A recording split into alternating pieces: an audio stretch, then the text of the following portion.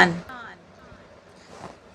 जिसका सुमिरन किया जाए उसका ध्यान अवश्य साथ आता है।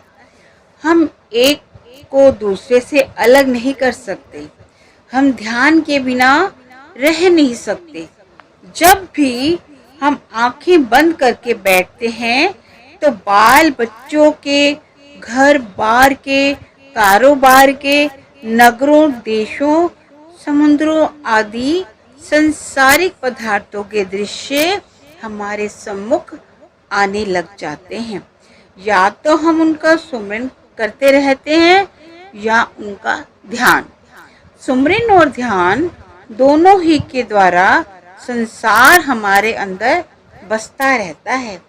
सूरत की सुमिरन शक्ति को मालिक के सुमिरन में लगाओ और सूरत की आंखों से उसको देखने का प्रयास करो। मनुष्य के अंतर में दो शक्तियां हैं, एक सूरत और दूसरी निरत। ये दोनों ही आत्मा के दो रूप हैं। सूरत का काम सुमिरन करना है और सुनना है तथा निरत का काम देखना या ध्यान करना है। दृष्टि को समेटने से ध्यान बनता है और तत्व ज्ञान की प्राप्ति होती है। नाम को जपने की युक्ति की दूसरी सीढ़ी ध्यान है, जो सुमिरन की गूढ़ अवस्था का नाम है। ये अवस्था सुमिरन के परिपक्व होने पर उत्पन्न होती है। सुमिरन के साधन से आत्मा का सिमटाव दोनों आंखों के पीछे 10वीं गली में हो जाता है और ध्यान द्वारा आत्मा को आंतरिक मंडलों पर टिकाव प्राप्त होता है।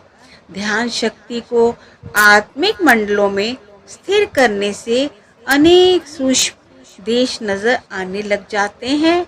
निरत के खुले बिना सूरत अंधी रहती है। निरत के बिना वे कहाँ जा सकती है। निरत बिना सूरत आंधरी कहो कहाँ को जाई। रूहानी सफर में आगे आगे निरत जाती है और पीछे पीछे सूरत।